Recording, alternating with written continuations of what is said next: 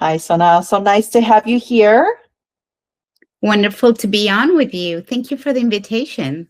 Absolutely. I am so excited to dive into all kinds of midlife perimenopause, especially conversation with you, because I know you have wealth of knowledge and all the interesting project that you're plugged in as well. So I think you're just getting a lot of insights by seeing patients and just coaching people as well. So there's a lot that we can talk about. But just before we jump in, I'll do a quick PSA.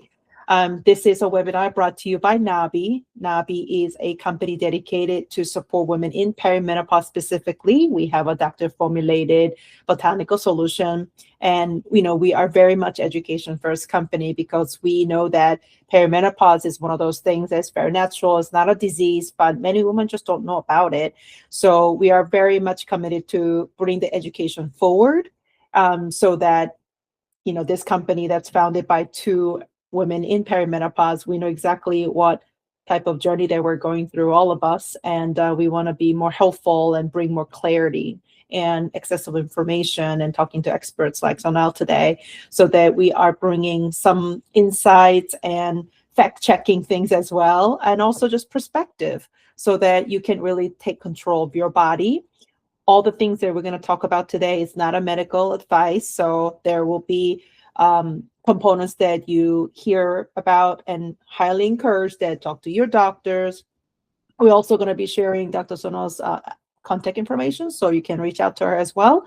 But just want to know that this is not a personal medical advice, but this is hopefully a helpful understanding because we will be talking about, women's health, specifically in perimenopause, that multi-year whole body system shift. It's not about, you're not just feeling good or you're having a headache one day. It's actually much bigger than that and deeper than that. And it is not the same thing as menopause. And I think Dr. Zona can tell us about that too. But perimenopause is not the same thing as menopause. So we want to also talk about how do we bring a very phase-specific knowledge, language, and then care. Okay. So let me introduce Dr. Sonal, who's with me today and with us. So just do a quick background. So it's her credential is just very long. So I'm gonna do a little bit of a reading here. Don't mind me. So Dr. Sonal, MD, is a physician, integrative health expert, and founder of holistic wellness platform that helps women navigate midlife with more energy, clarity, and alignment. Love these words. With a background in Western medicine and advanced training in Ayurveda and mind-body healing, she specialized in translating complex physiology into practical, sustainable life shifts.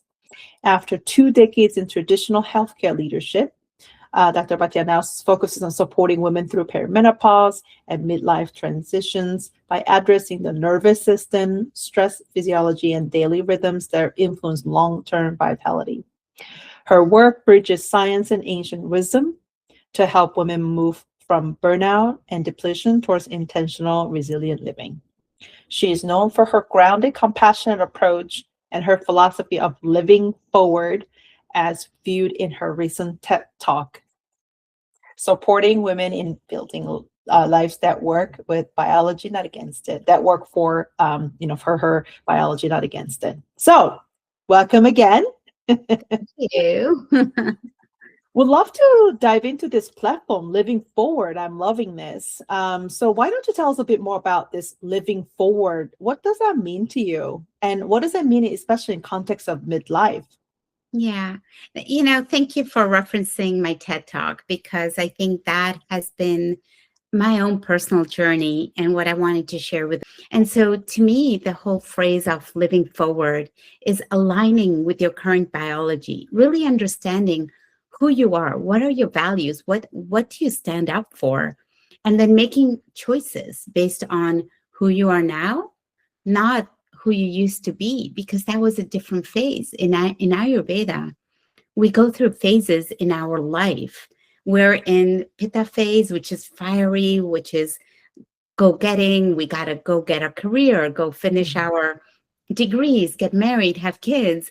These are all very fiery and aligned with the phase we're in, which are driven by the elements of fire. and water.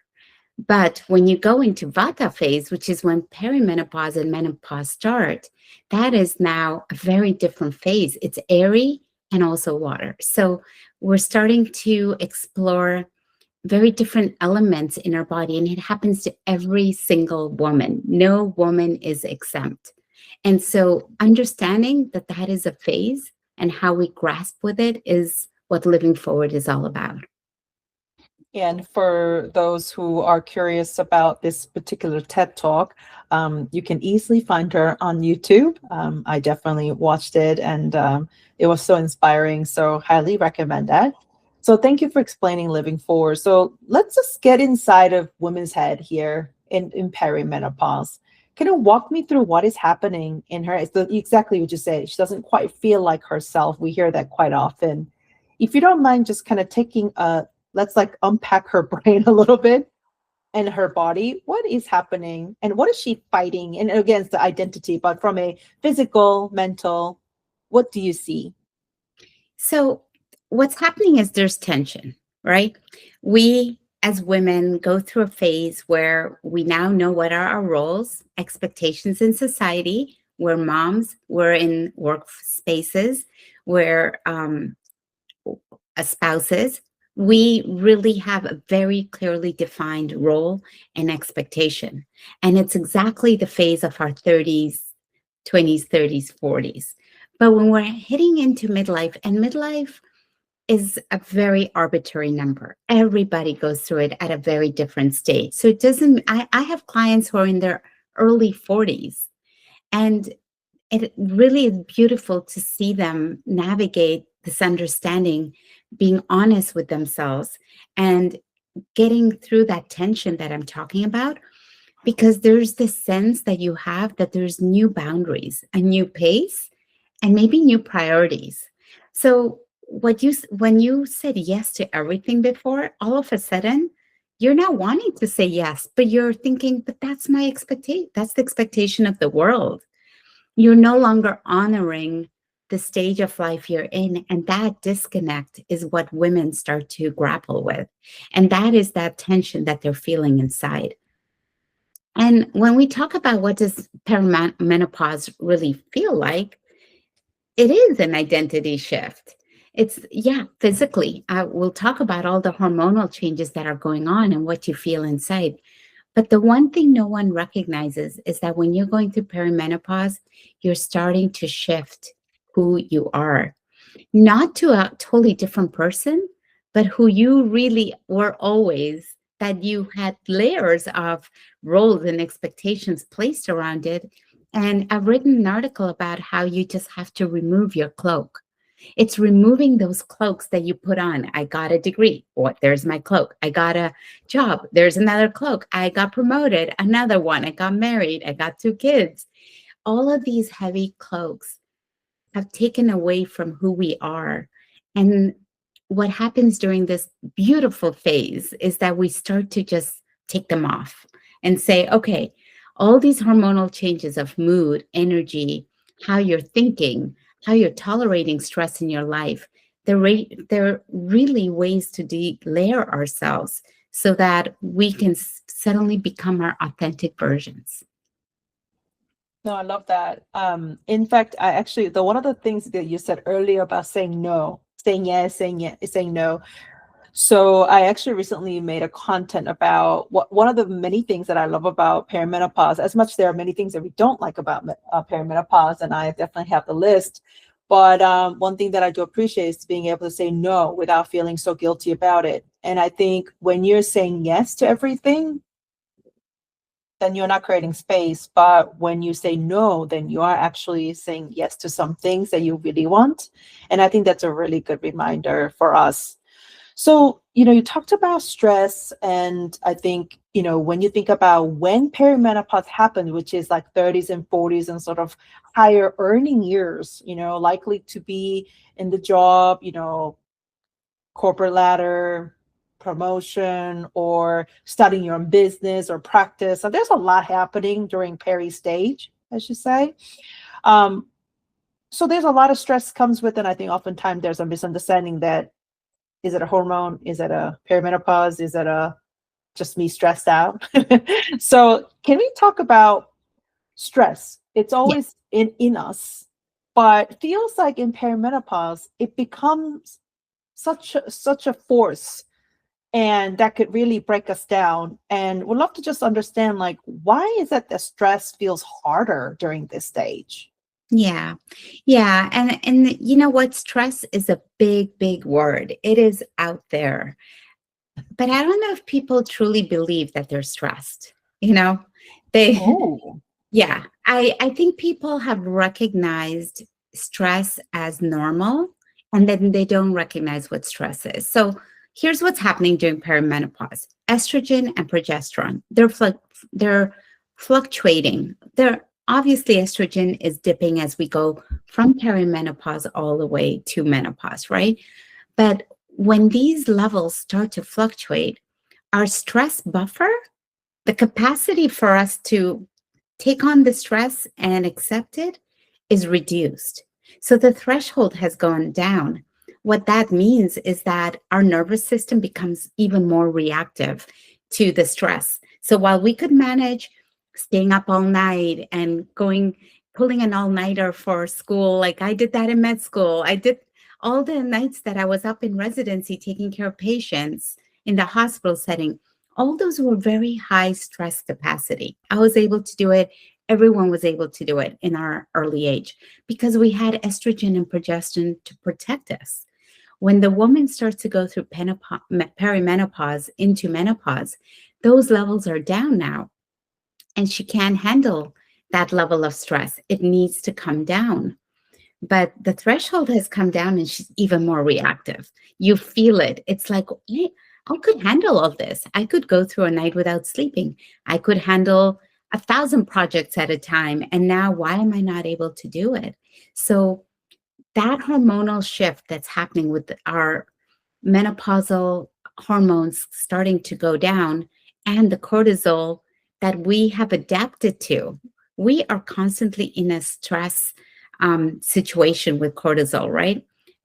If you think Mhm. about the human body in the olden days, we had the adrenaline and norepinephrine, all of those coming in when we needed our body to pump for something, maybe a fear, maybe we saw a tiger, maybe you're watching the Olympics and you're like, oh my God, there's excitement.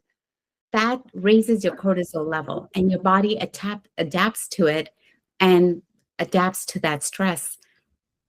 And your heart starts pumping faster, your blood pressure goes up. Now we're always at that rate. We don't know how to come down. We actually have normalized what high level stress looks like.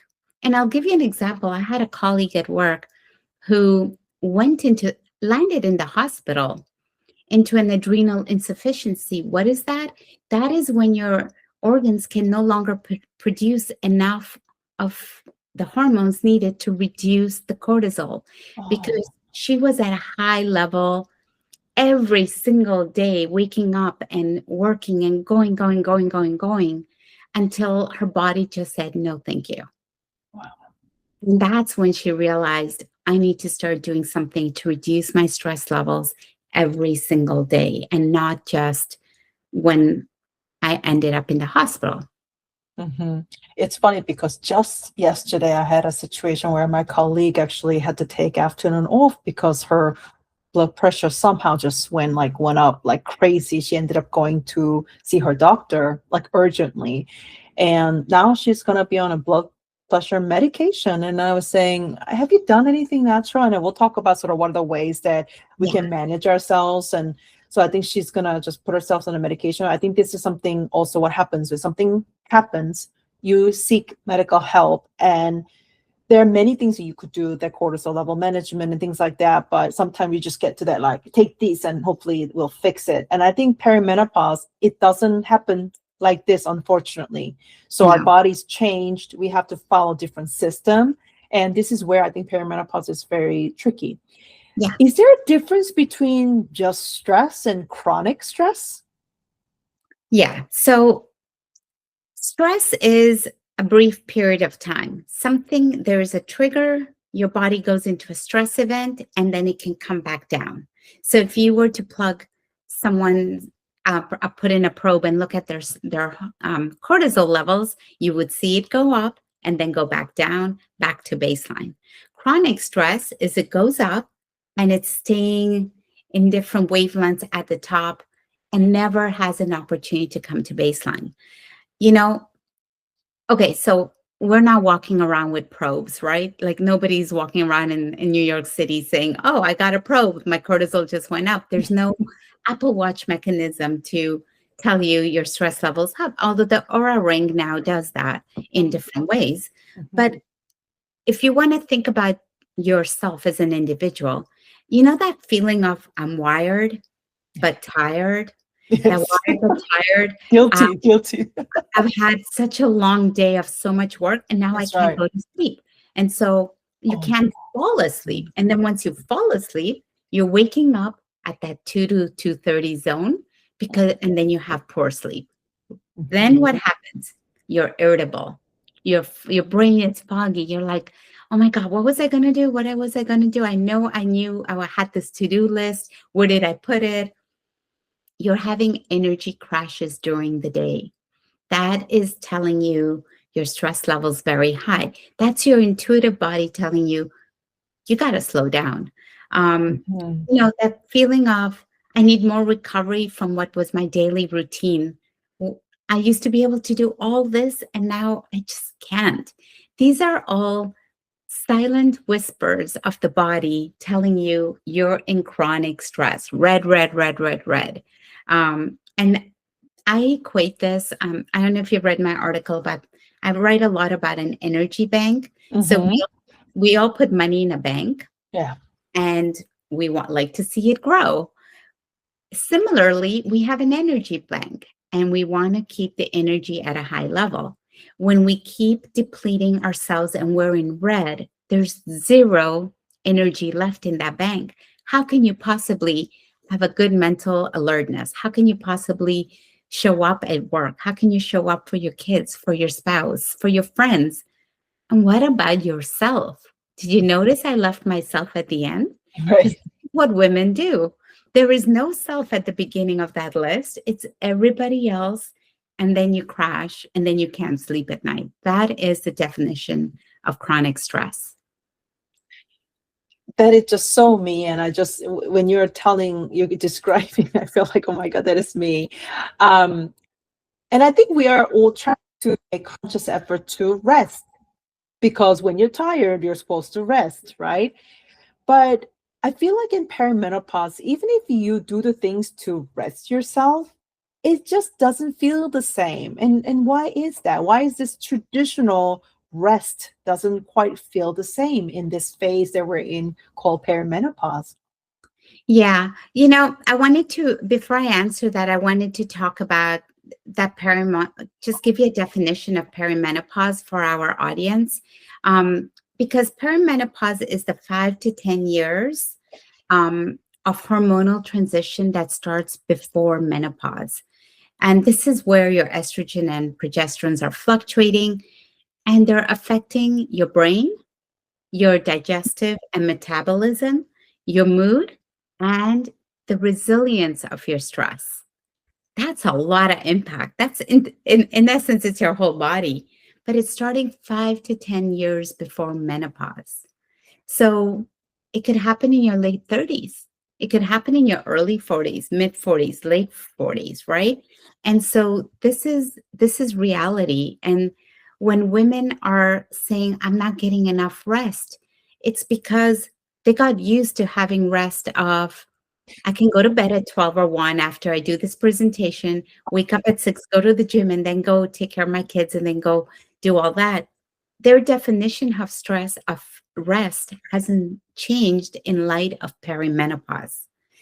When we hit perimenopause, as a society, we should start to accept that we need to now have a deeper, meaningful rest. That's 7 to 8 hours. Mhm. It's 7 to 8 hours of proper rest, not waking up, not thinking about something. And there's a lot of techniques that are non-pill based that allow us to go into that zone, and that I quite frankly think should be part of our societal rituals, if we could say that, right? Just Mhm. like we go home every day after work and have a meal, there's got to be something more that we can do Love to get into rest mode. that. I love that. And you talked about the systematic areas that impact during perimenopause due to erratic fluctuation of hormones. And just, that's sort of the basis of actually how NABI was born. We wanted to tackle the whole body, especially knowing what happens to that body. And that was like the nervous system, digestive, liver function, sugar balance, immunity, inflammation. Those 5 areas do get compromised when your hormones are doing its crazy things. So whether we like it or not. And I think that's where a lot of women don't really know that. Yeah. And that's why I actually love that you ground us with the definition, because when people feel that way, they're all just getting to like, oh, let me just do a bunch of different things and see if it Yeah. works, when they're not really thinking about the root cause. So, talking about you talked about why, then therefore, because our bodies change, like the same old way that we've been resting is just not going to work, right? Yeah. And I guess, how do you, if you think about this woman in their 30s and 40s and early 50s, I just see this woman in my life very busy, to your point, the kids and the partners and the work. And I mean, her passion projects, I mean, there's a lot going on. So what is there a sort of way for her to understand the distinction between kind of living that burnout life versus there's something else happening in her body? Is there a way for her to do a little bit of check? Yeah. Yeah. I mean, I love that. I will call it recalibration. Our bodies are now going through a recalibration, right? So if she had all of the symptoms that we just talked about, right? The foggy mindset, that feeling like I haven't slept, but I have to power through, and I can, and I'm just going to go through all of the activities of my day. There's a identity sense of, if I don't do all that, it's a failure. I haven't accomplished this high achieving list that I create for myself every single day. So imagine a woman who powers through her day constantly, and then suddenly she's feeling completely out of joy and sync with what she does every day. That to me is someone who has realized, who's starting to have that inner whisper of, I'm not sure. What am I doing? I'm just a robot. I'm on cruise control. That is that shift that is happening. It's a transition. Suddenly she's going to realize that she needs some quiet time after meetings, maybe a back-to-back meeting. By the way, our culture with back-to-back meetings has to change, and our leaders need to change this, and we all need to speak up. In the workforce, I always ended meetings 10 minutes earlier than it was planned, giving everyone a break. And I consciously told them, do not go check your emails. Maybe just go to walk to the bathroom. Or like, I know people who won't even have a bio break for 4 hours at a time, and that's disastrous, right? So quiet time after meetings to breathe, to reset, to reintegrate, not skipping meals. Skipping meals is so normal in women who are powering through, right? They may catch a bar for breakfast and they will skip lunch, or someone brings them a cold salad. They're completely tuning down their digestive rhythm because the body needs warmth.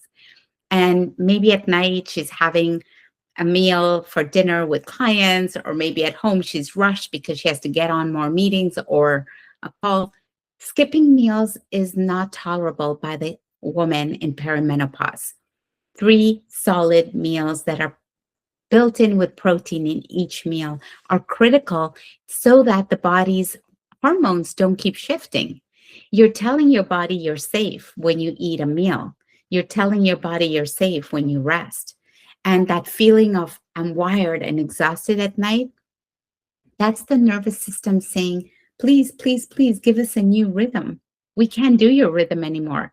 So these are the whispers, and everybody's body We all did it. Let's admit it, right? We all Oh did it. yeah. And we were so good, so efficient at it. But when you start to witness that you're not able to, that is your trigger and your sign. Time to recalibrate. I love that. Actually, one of the women in our community said that when she was a couple years old ago, she said she used to be kind of like a diner cook. You want this, you want that, I can do these multiple things while I'm on the call. Like, she said, oh, I was able to do these 4 or 5 things at once, easy. And now she's like, what was I supposed to be doing? She goes like, I can't finish. And I think that's the kind of where we catch ourselves, that we're Yeah. not operating or performing at the same level. And that actually impacts our confidence level, that questions our ability, as if we're not enough or whatnot. And I think that's also sometimes the darkness of perimenopause, because it Mhm. can talk to you in the negative way. But I do think that if you're mindful and if you take a break, as you're saying, slow down, then maybe there's a space for us to make sense of things versus go, go, go, go, go. And then if you can keep up, we immediately blame ourselves as if something's wrong. Yeah. Yeah. So just coming to thinking about, let's change subject, but it's related, which is, so she feels this way. There are a lot of things that she should be doing, to your point, like on a daily basis, that the mindful rest, kind of giving herself a little bit of the break in between, and eating a warm meal and a nutritious meal 3 times a day, the fiber and protein, packed.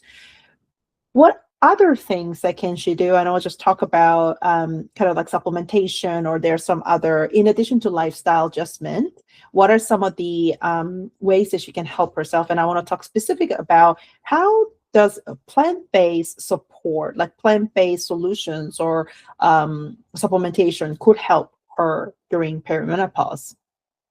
Yeah, botanicals are very powerful, undoubtedly. And I think we have to individualize this. Every woman is going to require different botanicals. I cannot stress enough that perimenopause, while the symptoms of that fogginess, fatigue, mood swings, tired but wired, are very common in essence, every individual woman is going to experience a very different set of it. And it all has to do, if you take a step back, with obviously the genetics, right? But there's also an element of inter-restoration. Okay. Inter-restoration matters because it's how you're restoring yourself every single day, and not just after burnout, right? Like you have your stress and it creates an event in your life. That's not where we want to start working. We want to start before. And this is why I talked about every day there should be a defined ritual that works for different women. And I target it based on what they're capable of. Not every woman can meditate, but maybe you can do a pause. I heard someone yesterday at an American Heart Association event I was at that talked about, how about you just give yourself a 3-minute pause? You sit, you don't move a single muscle, no body movement. You just sit, close your eyes, and that's it. You know what's happening during that time? Your body has been signaled it's rest time. You can do it in the office, but your cortisol level drops down. They feel safe. And that is something that we don't allow ourselves. We're always like, so, that restoration that you do daily is going to then help you as you go into perimenopause in terms of what support you need in addition to what you're not doing inside your body. Botanicals come in. There are people who are very hormone sensitive. In those conditions, they need more support than what their body can provide. So it is, perimenopause is beautiful. I want us all to celebrate, like, hey, you talked about the dark side, but it's actually the light side, no pun intended. We're getting lighter. Our hormones are going down, yes, but we are now, it's the time for us to begin to live deeper and more in alignment with who we are.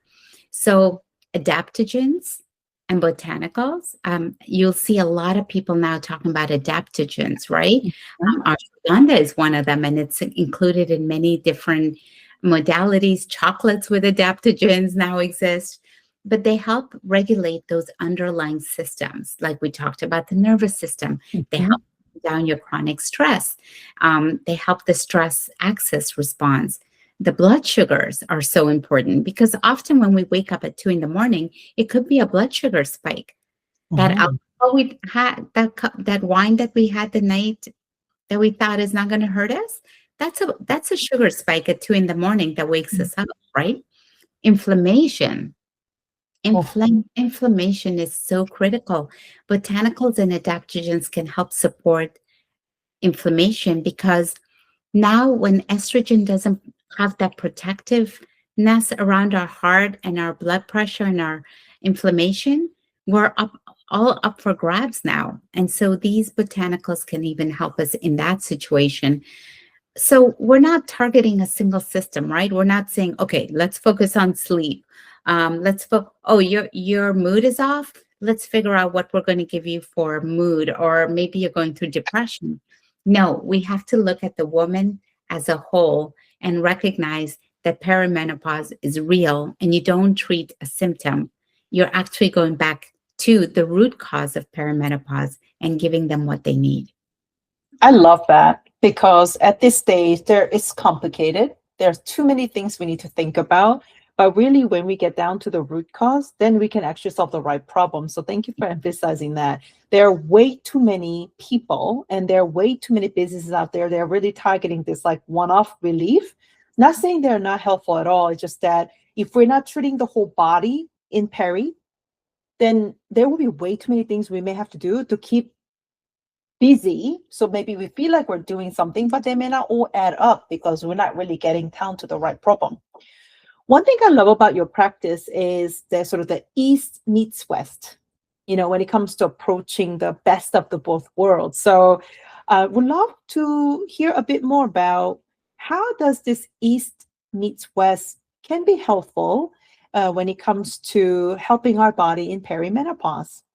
Yeah, thank you for bringing that up because after witnessing a lot of women around my age in the workforce, I actually went into research and I was like, I'm not going to just treat everything separately from myself.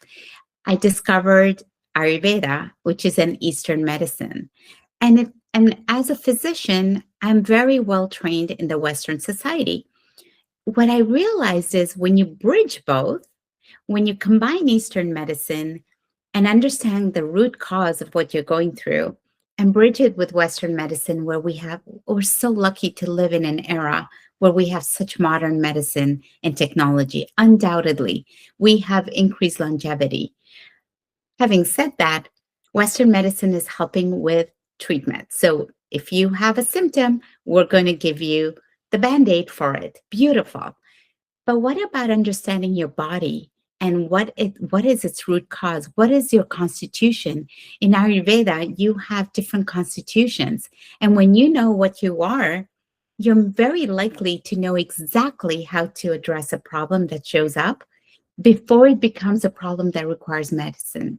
And so my whole premise is let's bridge it. Let's try out the Eastern things. If you haven't done meditation, self-guided breathing, if you haven't had mindful moments, if you don't have a sleep ritual, then why are you going to go on a pill for anxiety?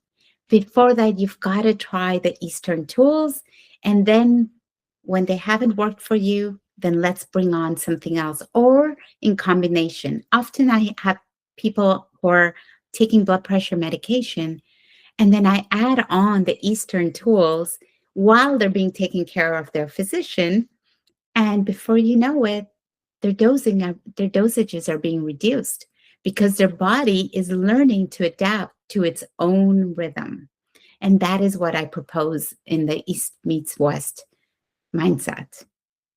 I think that is so smart. And knowing that I'm in Peri, my business partner is in Peri, and that's why we created NNABI, we realize that it's never about the one thing. And also lifestyle adjustment is huge. We need to double down on that more than talking about the fixes. And so that's why I love, your approach, because we have to do more than one thing, but also just know that sometimes some of these things that we need to fundamentally change is not the medicine, is actually the way we look at our body, and then we try different things. So, there are a lot of women out there in perimenopause, because it can start as early as in their 30s and all the way through that, reaching that point to menopause. Definition is you have not had your menstruation for 12 consecutive months. That will be the 1 day of menopause. And we as a woman live in post-menopause world until we die. So this perimenopause stage, as you said, is like a few years to a decade long journey. When women feels that you're feeling off, they're feeling depleted, they're just feeling not like themselves, which is sort of when we see that the peri sort of kicks in, where should she start? Like what can she do from your perspective? Yeah, that is a great, great question, because usually we have lived in an era where we live this in silence, which makes me very sad as I say this, because I would really love every woman out there, all women who are listening, to support each other in this journey. It's something that we never talked about. We didn't even know perimenopause, menopause. I mean, our ancestors didn't actually talk about it, and it was taboo. And we're breaking that taboo right now. Now, where do you start? It's as simple as recognizing what you don't like doing anymore. It's as simple as honoring the boundaries of no. I used to love going to Zumba class, as an example, and I'm not feeling it. If you keep doing that, it's depleting your energy, and that energy is so valuable at that time. Talk to people, reach out to me, talk to friends, talk to close colleagues, because colleagues can sometimes not have the same relationship, but you just talked about yourself and your partner both going through perimenopause and starting this. Mm-hmm. And what's beautiful is you can say to each other, hey, let's take a pause. Let's just sit in silence for the next 3 minutes and see how we feel, and start to invite mindfulness into your daily rhythm. Change your rhythm. Your rhythm of your 20s and 30s does not align with your 40s and 50s. And if you know that, start to change it. Ask for help. Look up. There's a plethora of evidence out there. Little mindful things like breathing with gratitude, taking breaths, going into a meditation technique, going to a yoga class with friends. All of these help to reset your nervous system. So those are all the things to do or not to do from an action perspective. But sometimes the biggest enemy, I would say, or barrier, is our own mindset. Yeah. So what have you seen in terms of sort of the mindset shift that's really needed in this stage? Because again, I've seen myself included. I think there's just a lot of, we kind of know what to do, what not to do, but then really just the mindset shift takes a lot more work than we think. It does. And the reason being is because society has looked upon this phase as something's wrong with you. So we believe something's wrong with me. But if we could change that mindset to be like, wait a sec, nothing's wrong with me. My body's simply asking me for something different now. And it's okay if I'm not going to go to the gym tomorrow morning because my body just doesn't want it. Yesterday I heard someone talk about Ali Love from Peloton. She talked about honoring yourself with these rhythms. Like, let's say you're going to do 3 mindful minutes a day, and you miss the next day. Don't be hard on yourself that you missed it, but honor never to miss more than 2 in a row. And that's such a wise way of not battering ourselves down and saying, I got to continue this systematic thing. If not, something's wrong with me. The mindset shift is Every day I wake up, my body wants something different, and I'm going to honor that difference. And if today I'm feeling a little tired when I wake up, I will look at my calendar and create spaciousness. If you can just go in and say, this meeting is actually not, I'm not needed there. Can my team take care of it? And I'm going to take that hour and not fill it with something else. Or this meeting can wait till next week. It's not priority. Today, my body is asking for spaciousness. That just means your energy is in red and you need to increase it. And there's so many techniques to increase your energy bank.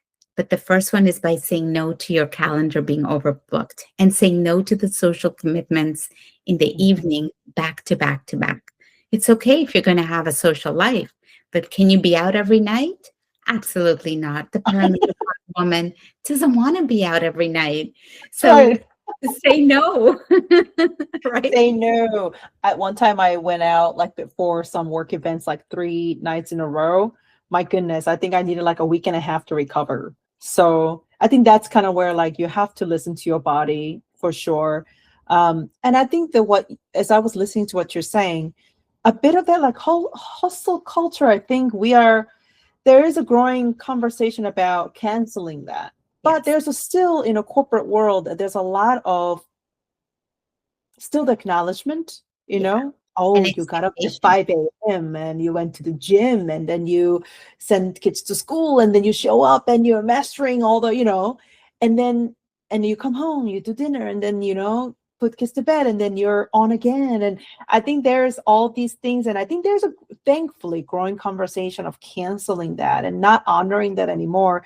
I think that that's also related to, I think, women not being able to keep up because of the body is not the same. But this, I see this as also why sometimes the women kind of quote unquote in midlife, again, as you said the earlier, midlife to me is like, what is that? But just to, from a conversation perspective, like midlife, people are having hard time just remaining in corporate world because they just, the system doesn't work for her anymore. So I think this is where we just need to help each other, not trying to honor that something that doesn't work or work against us, like stop it.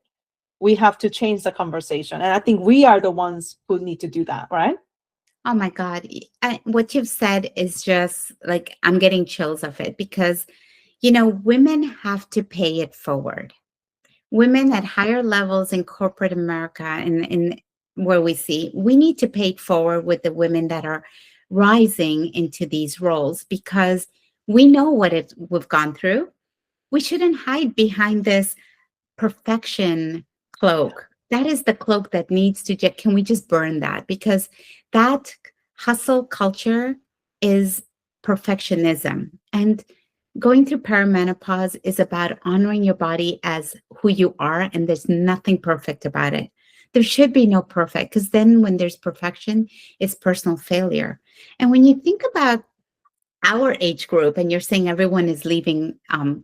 their corporate roles, think about where we came from.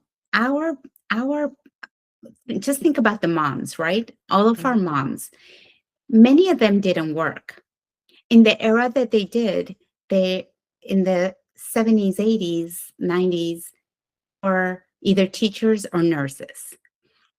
But we got educated to be anything that we can be, and we became powerhouses in many sectors of our world. So we have risen to a lot of great roles in corporate. But what we didn't know is that our bodies are going to be changing along the way. That's And right. we never had those conversations. So there was no one that was guiding us into, hey, yes, have your corporate role, but your body's going to change in your 40s and 50s, and you're going to have to learn to slow down. And what does that mean? Nobody taught us that. So Yeah. we are a new era of women that are in this situation and are have to be together to embrace each other and help us through. And let our future generation know, do what you have to do, but remember that at some point, honor your body and slow down before you have inflammation, heart attacks, strokes, Mm. cancer. These are all common things I saw in women in my corporate world. in their 40s. And it made me so, I was so flabbergasted with the numbers. It didn't make sense from what I had learned in med school. And that's what prompted me to go learn about Ayurveda and bring in these Eastern techniques so that we don't keep our stress levels high and get to those chronic diseases where our lifestyle changes. Now you're giving me chills because this is like, yeah, totally. I mean, this message needs to be heard because I think there are a lot of women are still faking Yes. their how they feel, how they show up, and all kudos to them. I think we're surrounded by all these strong women ourselves, and then our network. But I want to just also create some, either individually creating a healthy space or as a smaller group. You got to create safe space, whatever that looks like. Yeah. There's no judgment. But what are some of the advice or tips for people who still debating with this sort of, it's my fault, I'm not doing enough, that sort of self-blame, which Yeah. we also see a lot? It's just very natural. That's where people go immediately. And I know there's a depression because a mood swing is actually one of them, and low mood is one of the symptoms. And also we do see people, not knowing kind of what they are, where they are going.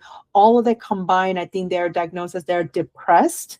And then that also leads to some very dark thoughts. So I would love for you to give us some reminders and tips and advice on that.